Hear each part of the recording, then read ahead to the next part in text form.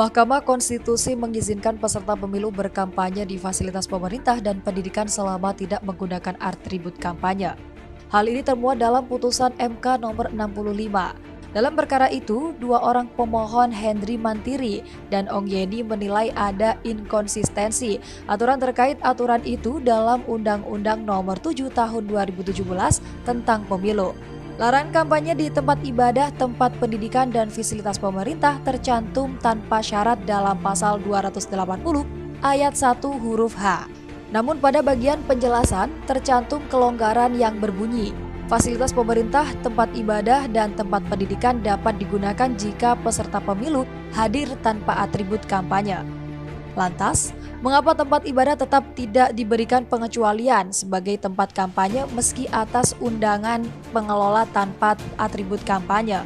Larangan untuk melakukan kegiatan kampanye pemilu di tempat ibadah menjadi salah satu upaya untuk mengarahkan masyarakat menuju kondisi kehidupan politik yang ideal. Sesuai dengan nilai ketuhanan berdasarkan Pancasila di tengah kuatnya arus informasi dan perkembangan teknologi secara global. Komisi Pemilihan Umum RI menyatakan akan segera merevisi regulasi terkait kampanye pemilu 2024. Revisi itu sebagai tindak lanjut atas putusan Mahkamah Konstitusi yang memperbolehkan peserta pemilu kampanye di fasilitas pemerintah dan pendidikan. Pihaknya akan merevisi peraturan KPU nomor 15 tahun 2023 tentang kampanye pemilu. Diketahui ada pasal yang melarang kampanye di fasilitas pemerintahan dan pendidikan. KPU akan melibatkan Badan Pengawas Pemilu RI dan meminta masukan publik.